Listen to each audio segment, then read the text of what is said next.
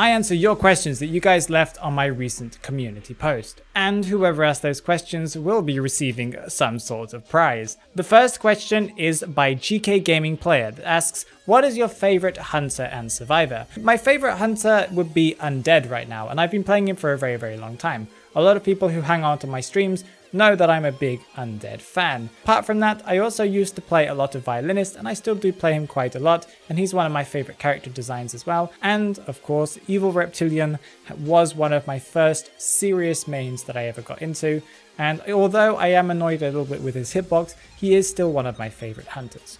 As for my favorite survivors, I would say Prisoner has been my favorite for most of my Identity V career.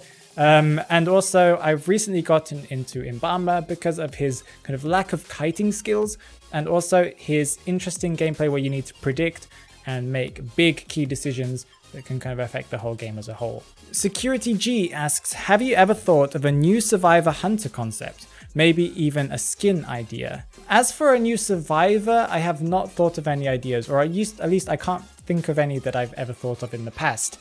I do think it would be cool to see some more survivors that interact with each other and less about them having just a kiting skill on their own. I want to see more interactive gameplay in Identity V and less like, oh, this person does this person does this. I want to see more collaboration. As for a hunter, I've really wanted to see a hunter that can have some type of ghost ability where they can just walk through walls. I know this would take some balancing, of course, but I do think this would be a very cool implementation and make some of the strong survivor maps a little less oppressive for hunters. As for a skin idea, one of the funniest ones I've ever thought of, although I don't really want it to happen, but it would be kind of funny to watch, would be a Despicable Me crossover where Gru is Dream Witch and all of her little followers and leeches would technically be just all of the minions. Of course, there are some other things you could do. You can make Mad Eyes into the Mad Scientist. You can make Bloody Queen into Gru's love interest. And all the children, they could be all the survivors. So here, this is one of the funny things that I thought about. Kevin H asks, is there any skin you've never got but would really like to have? Two skins that I've really wanted from the beginning. Well, the first one was the S tier skin for Breaking Wheel. I really love the look of that skin. It is incredible, and I really wanted it when it first was announced. Sadly, I did not get it. But I did try pretty hard to go and get it though, because it is one of my favorites. And whenever I see it in game, I'm like, I'm so excited to see it because it's just an amazing skin overall. The other skin that I would really like to have had, because I wasn't actually playing the game when this skin came out, was the S tier skin for Evil Reptilian, the Crystalline skin. That is a beautiful skin, and it's just because I like Evil Reptilian, of course. Pika asks, is there any hunter that actually makes the game at least a little hunter-sided?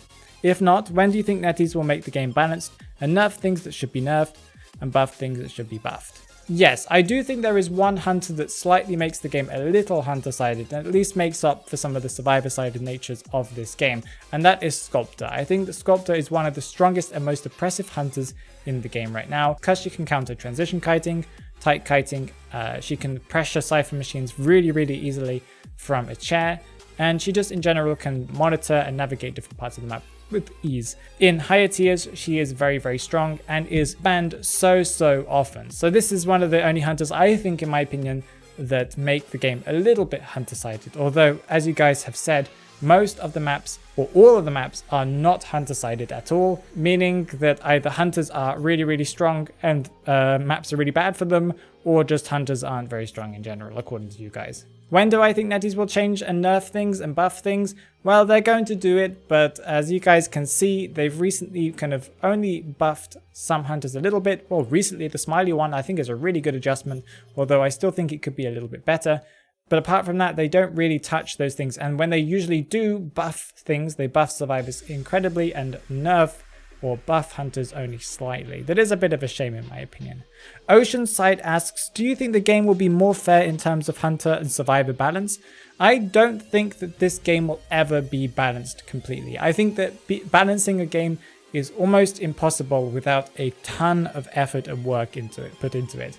And NetEase isn't going to invest that time because they've got other things that they need to focus on, other bigger parts of the pie, other games that they're making, and other stuff like Dead by Daylight that they actually technically own part of, other things like that. Identity V is a very, very small piece of the pie and doesn't make them as much money as some of their other games, I'm pretty sure.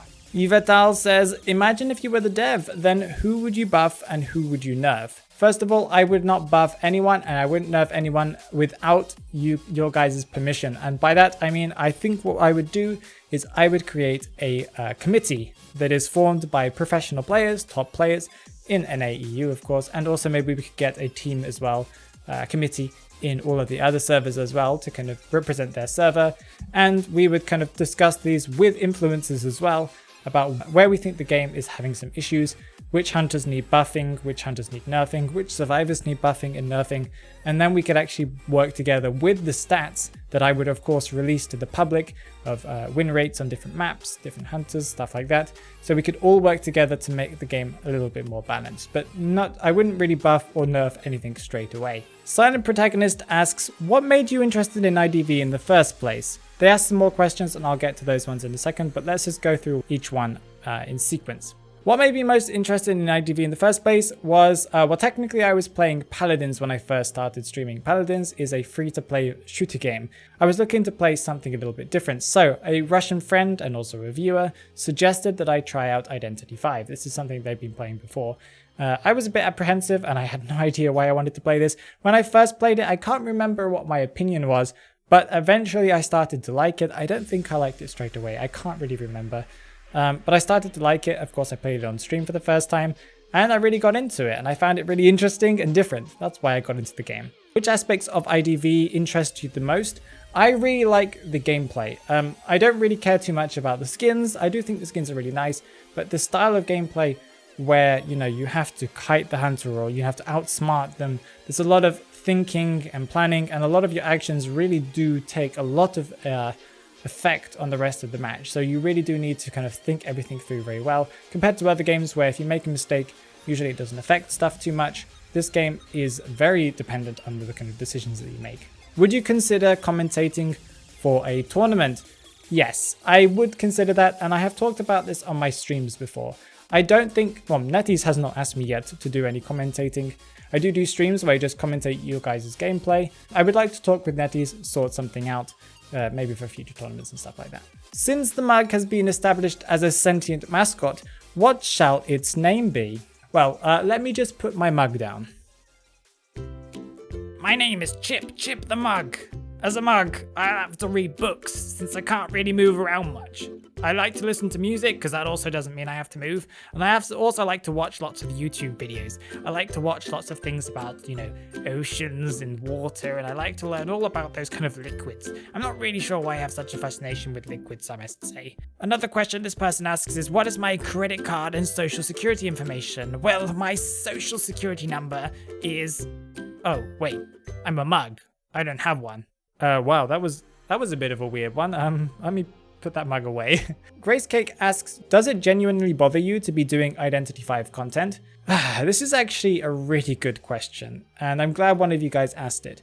Recently, I have been suffering from a lot of burnout because I've been creating content on YouTube now for over a year, pretty much non-stop.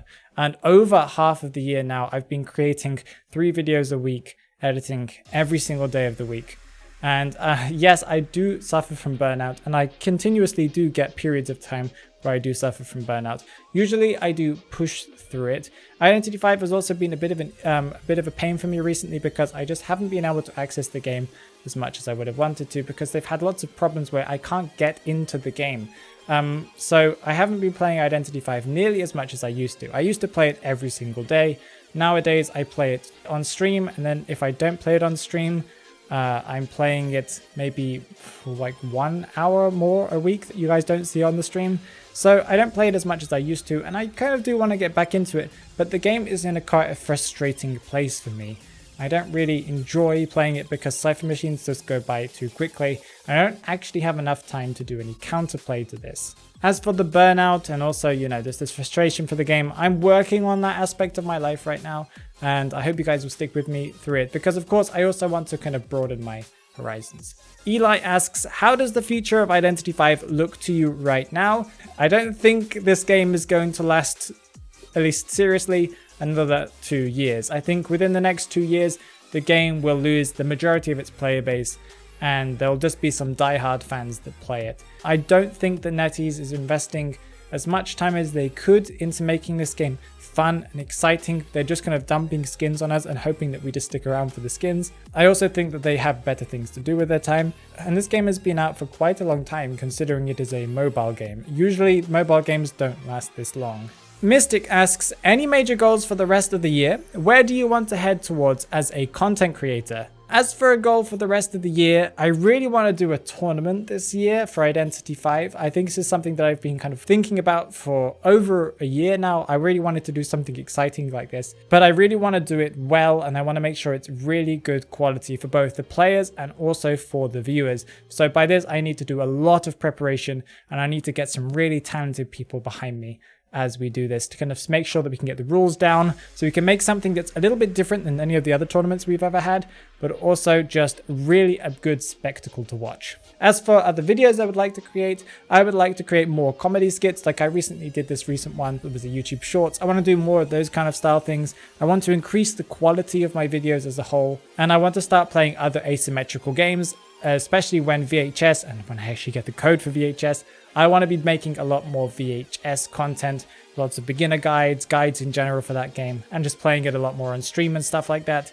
And I really want to make content creation and everything that derives from content creation into my main job and my full-time job so that I can just leave my other job behind and start doing the content creation. But that's going to take some time and some effort. I also want to do a lot more collabs, so let's see if we can get some more collaborations coming soon. Talking about comedy skits, if you really want to see what happens after an Identity 5 match has ended, then you need to click on this video here. And you can see what I think possibly happens as soon as the survivors leave out of the exit gate.